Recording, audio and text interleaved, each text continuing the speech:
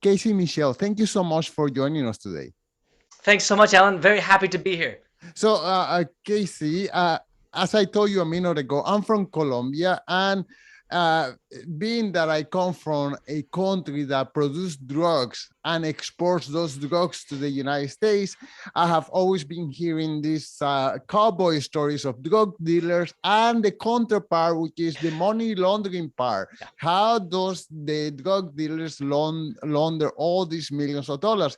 But when you see everything's on the internet, you don't know how much is fiction, how much is true, how much is distorted. So that's why I'm so excited to have this conversation with you, because I think I will get closer to the truth. But before we get to the topic of the book, can you tell us a little bit about your background? I mean, how do you get, first of all, into journalism, and then how is it that you got interested in this subject in particular, which is money laundering?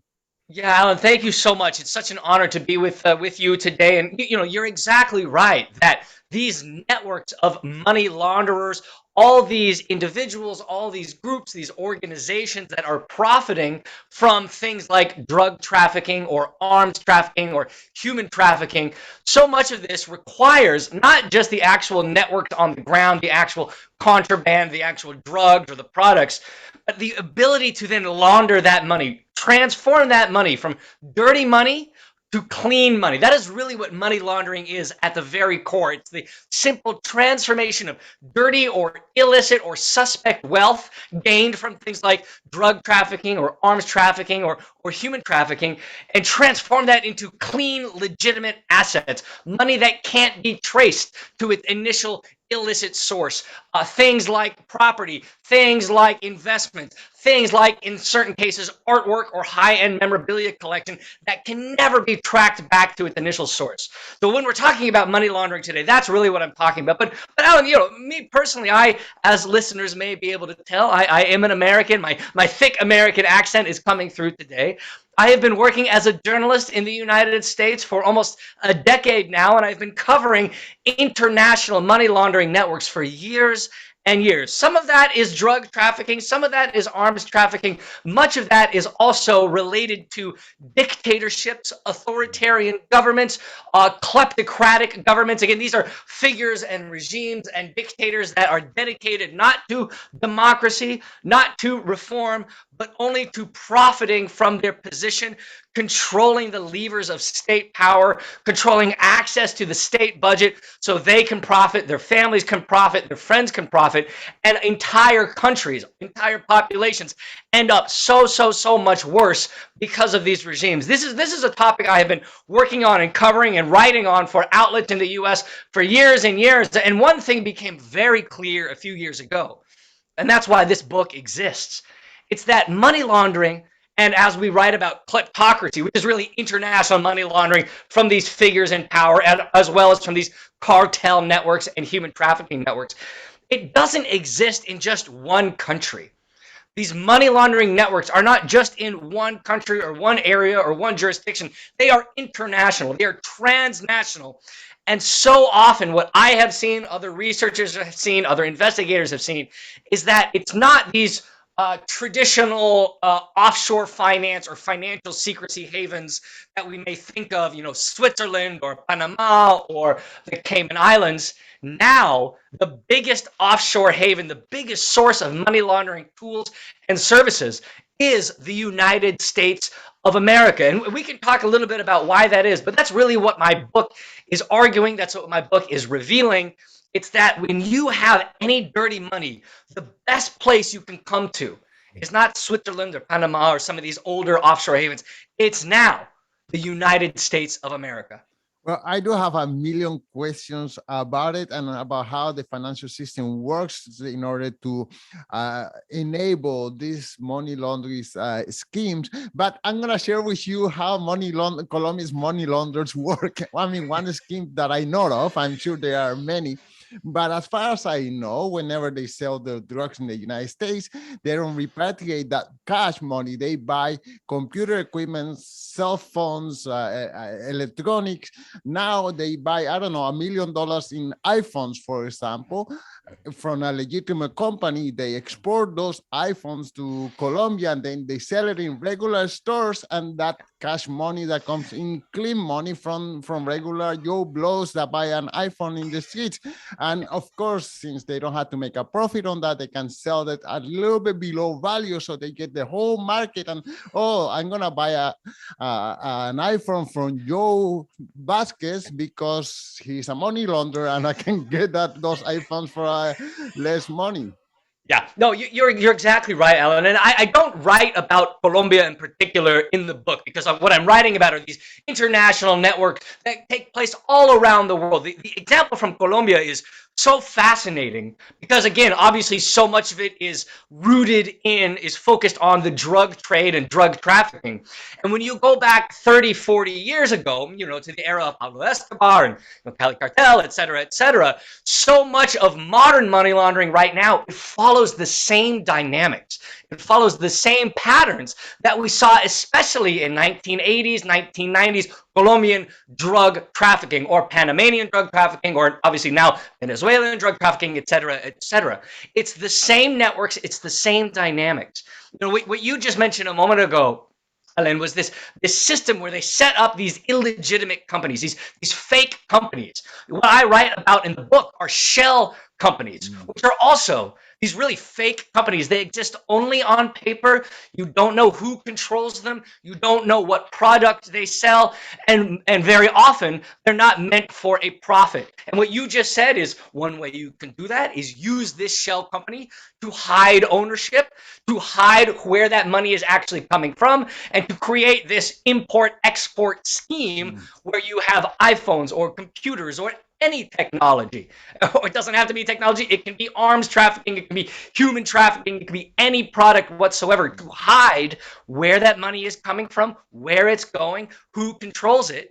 And unfortunately, the United States of America spent years and years, really decades, perfecting the art of the anonymous shell company. That is to say, the United States of America was the world's biggest provider of these anonymous companies, these fake companies that exist only on paper, so that Colombian cartels or Russian organized crime or Chinese fentanyl dealers or people from regimes in Angola or Malaysia or Kazakhstan can use these companies to hide their money, hide their wealth, and transform that into legitimate assets. You can't track it back to the original illicit source. But I will say, Alan, to your point, it is so remarkable. And maybe this is the next book. Maybe this is another book. Because the model we saw in Colombia 30, 40 years ago about how to transform that money, especially in the United States, really did set a pattern for what we have seen ever since. No longer just in Colombia, but obviously around the world now as well. Okay, well, when people think about money laundering and offshore tax haven and whatever, or secrecy, of course, the first image that comes to their mind is Bahamas, Cayman Island, Belize, Bermuda, and all these countries where a person will probably have to show up in person, open an account, and then do all their money transferring from one bank to the other. But then the question is, how is it that the United States took unaware to beyond to all of us this place of leadership? I mean, definitely it's not the first place that comes to my mind when I think about money laundering. Yeah, you're exactly right, Alan. And so many people, when they think of money laundering, they think of Bahamas, they think of Bermuda, they think of Panama, they think maybe of Switzerland or smaller areas elsewhere, small islands. They don't think of the United States, which is why I wrote my book, to really reveal that the United States has transformed into the world's biggest offshore haven. And the answer to your question is relatively simple, Alan. The United States, not necessarily the federal government. Remember, the United States is 50 different states. It's a federal country. All of the states still have specific rights. They have specific sovereign abilities. And American states can create their own financial architecture, their own financial services. So when I'm talking about this transformation, it's not always the federal government in Washington. It is smaller American states, places like Delaware, places like Nevada, places like Wyoming, places like South Dakota, that most people don't even think of. But what we saw is that legislators in Delaware, in Wyoming, in Nevada, in South Dakota, they realized that Bermuda, Bahamas, Cayman Islands, Panama were profiting so much from these laundering networks. They were profiting so much from all of this illicit, illegal wealth coming into the country. They realized that there's no reason the United States of America can't do the same. And remember, these are smaller states. They don't have much natural resources. They don't have much other economic opportunity. And what they realized in the 1980s, the 1990s, and the 2000s, they can set up the same systems that we see in Bahamas, in Bermuda, in Cayman Islands, in Panama. And they can do that with even more protections, even more financial secrecy, even more private property rights. Because again, the United States of America is still obviously a rule of law jurisdiction. Private property rights are still very strong in this country. There's still an independent judiciary. And oh, by the way, the United States is so much larger as well than these other jurisdictions that it can simply invite in so much more wealth. So you have similar systems, similar dynamics built in these states like Delaware, Wyoming, Nevada, South Dakota. And you also have a far bigger size and scope and scale of the United States. So again, these are developments that are not unique to the United States. We see this again in Panama, in Bermuda, in Bahamas. But the United States of America followed that pattern and is now so much bigger. I mean, it's always been so much bigger that it can simply invite in so much more money. And it has been doing so for years and years and years without the reputation of Panama, of Bermuda, of Bahamas. I was talking with one investigator about why Delaware. Why Delaware has become the home for so many of these anonymous shell companies, so much of these money laundering networks. And he said, it's interesting. There are many reasons, but one reason is that Delaware does not have the reputation that the Cayman Islands or Bahamas or Bermuda does. So even if an investigator comes across a Delaware shell company or a Wyoming shell company or a Nevada shell company, there's no suspicion. There's no questioning. Now, hopefully that will change moving forward. But there are all these different dynamics that allow the United States to transform. And this is only about shell companies. There are other industries, there are other policies that also help that transformation come. Well, my biggest confusion comes from this. Isn't the banking system federally regulated? I mean, that to my mind, that would mean the same set of laws for all banks. I mean, the Citibank in New York would be the same as the Citibank in Delaware, wouldn't it be? Yes, you're exactly right, Alan. This is one of the stories that I write about in the book. One of the actual success stories in the United States when it comes to clamping down on and ending these money laundering networks. Because again, there are officials in Washington that realize this is a problem and are trying to do something about it. The clearest success story was 20 years ago when there was one piece of legislation in Washington called the Patriot Act, which has a lot of other issues about it.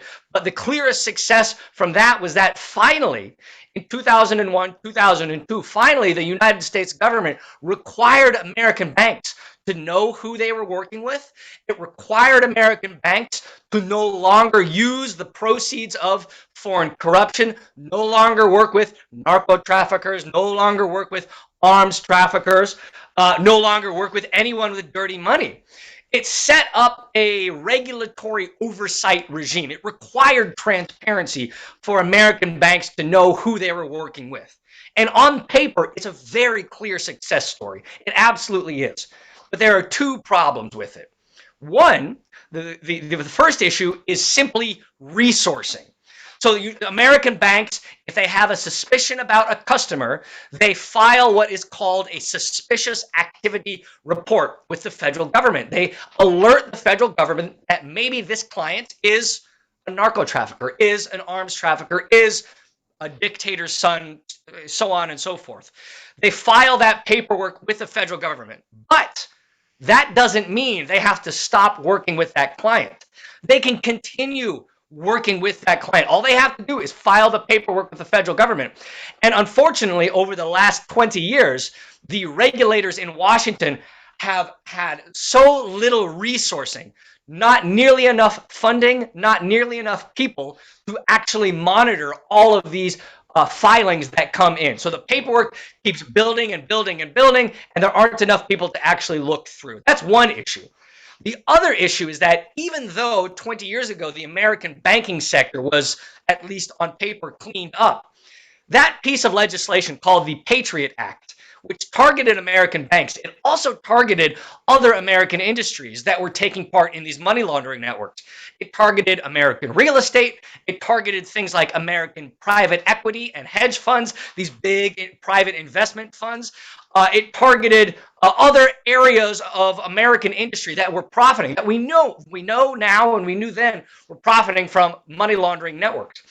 But the problem is, soon after this legislation was passed, the American Treasury Department issued an exemption for real estate, for private equity, for hedge funds. The American Treasury Department said, look, we recognize that this new legislation requires anti-money laundering policies for things like American real estate, but we are worried that it will damage the industry, and we want to study the actual effects on the industry. So what the Treasury Department did is say, we will not require implementation of these new anti-money laundering requirements. It will be, this is the best part, Alan. The Treasury Department said it will be a temporary measure. Temporary, to my mind, temporary means maybe 1 month or maybe even 1 year.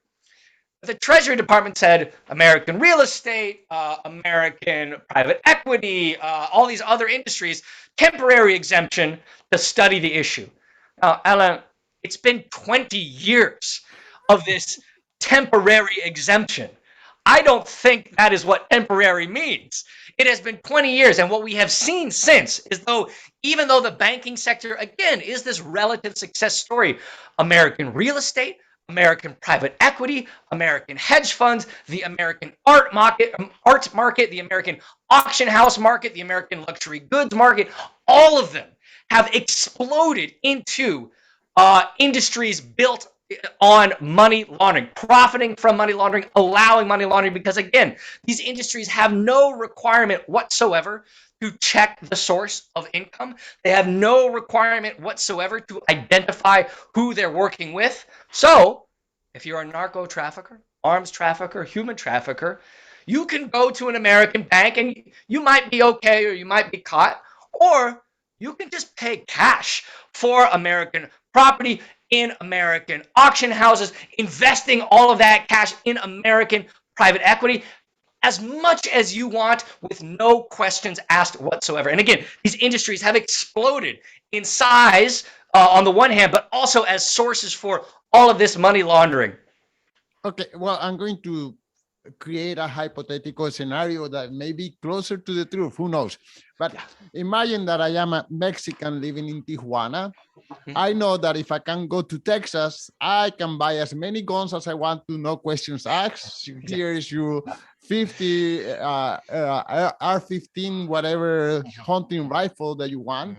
I climb the Trump wall and take those weapons back to Tijuana and sell them for 3 times the price. Now I have this whole bunch of cash, and I heard that if I put that money in the Standard & Poor's 500, I can get an 8% return on my money.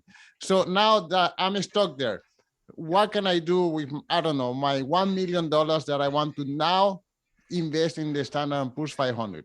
So this is the other thing that we haven't talked about. I write about this in the book a lot, but this is the other element that we haven't talked about yet, Alan. Because you do have this success, relative success in the banking sector. You have this very clear failure for real estate, for investments, for the art market, for auction houses. But there's one other element that has played one of the key roles in creating this transformation in the United States. And this is the American legal sector. These are American lawyers and American law firms. So as a bit of background, American lawyers, American law firms have never, ever had any requirements to check the source of income, to check if their clients are narco traffickers, are kleptocrats, are dictators. They've never had to check any of that. There's been no requirement, no limitation. And when you're in the court of law, that's fine. Everybody is due equal rights in the court of law. But what we have seen over the past decade, the past 2 decades, the past 3 decades, is that American lawyers and American law firms no longer just represent people in court. Now, what we have seen, they are the ones who set up the shell companies. They are the ones who set up the investments. They are the ones who set up the financial networks or the meetings with the real estate agents or the actual auction house purchases, et cetera, et cetera. So to answer your question, Alan, if you are a Mexican national in Tijuana and you have $1 million in dirty money and you want to inject it into the American economy, the best thing you can do, the easiest thing you can do, and the smartest thing you can do, and I hopefully no narco traffickers are listening, because it's so easy. All you have to do is hire an American lawyer, hire an American law firm, because they will be the best friend that you can ask for. Because again, they have no requirements to check where you got your money. They have no limitations on what they can do for you. They are, again, the best friends that you can ask for. They are the ones that set up the shell companies. They are the ones that set up the investments. They are the ones that set up the purchases. And there's one other thing that they can do. Well, there's many other things they can do. One other thing is they can target and intimidate investigative journalists who are asking questions.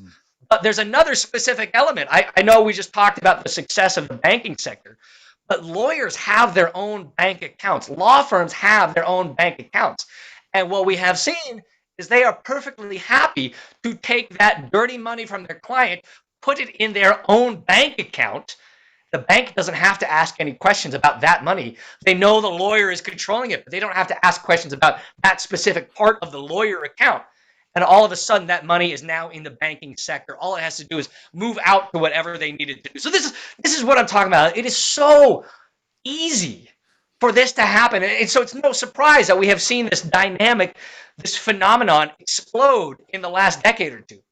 Wow, you just blew my mind. I thought it would be more complicated than that. It's not. It's Okay, not. well, then, of course, you mentioned some amazing cases in your book. They are worthy of each one of them of a movie, because they are in part unbelievable, but also very creative. But okay, I'll give you an example. Okay, my cousins in Colombia, one of them have a barber shop, the other have an alarm company, and the other one has a hair salon. Okay, this is clean money, and they would like to put that money. We don't have a stock market in Colombia. Okay, so and we have inflation of huge amount of inflation. So their money will be deteriorated if they just put it in their banking system there.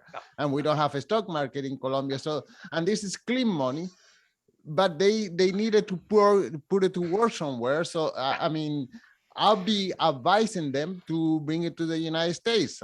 It's totally legal. They are not hiding their money. And I guess in a way, this banking system, all the money that they have is not dirty money. There's millions of Colombians or Argentinians or Uruguayans who don't have an efficient financial sector, and they need United States, Canada, or England to take care of that money. Yeah. You're exactly right, Alan. And this is what I write about in the book also, is that this globalization of the creation of this global economy, the ease of access to moving money, to investing money. So often all you need is a computer and a click of a button, and you can move the money, you can move the assets across borders, across hemispheres, across industries.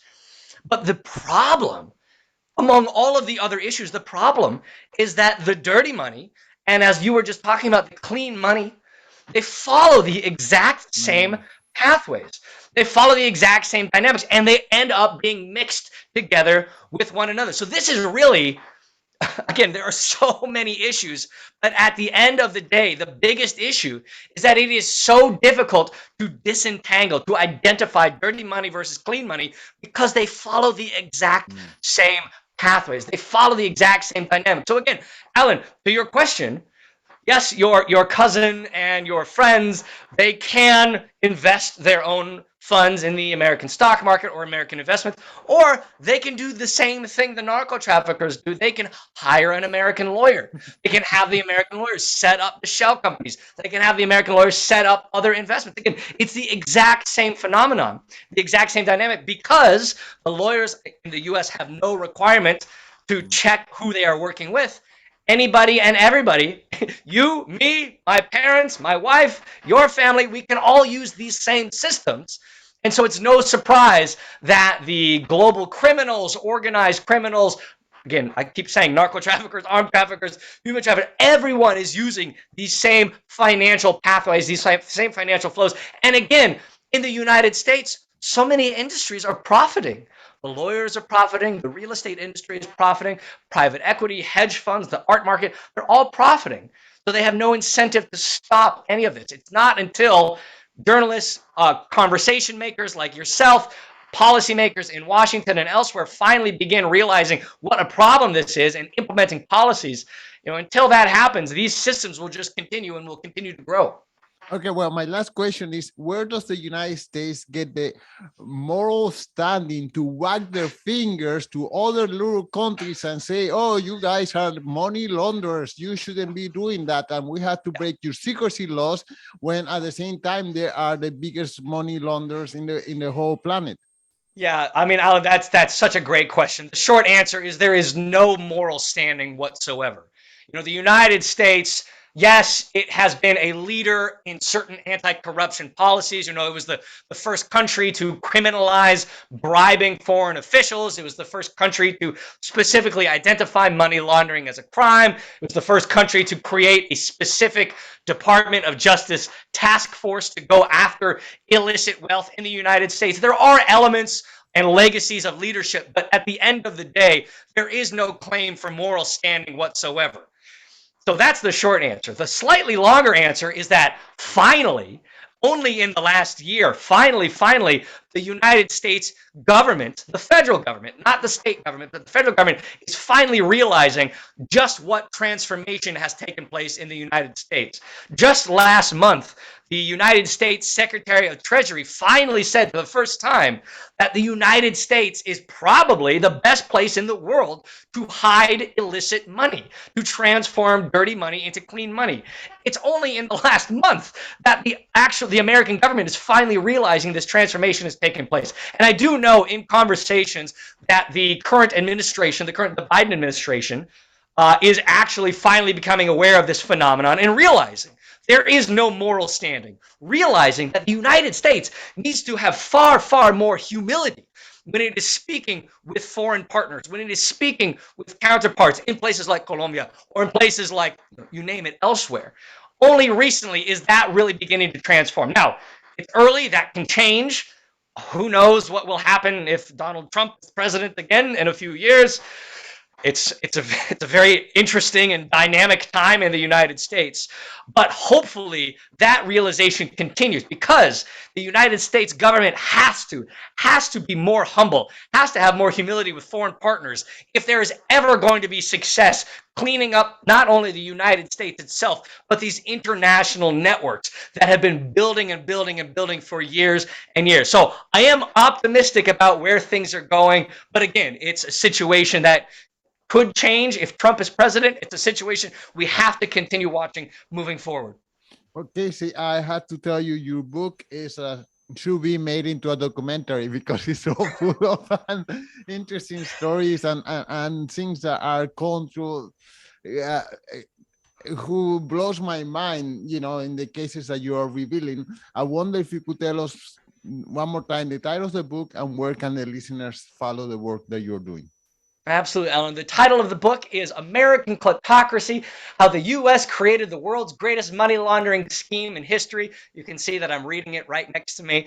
And it is available in bookstores. It is available online. If you would like to follow me, my website is CaseyMichel.com. I have a Twitter. I have, again, a regular website, a website that's regularly updated.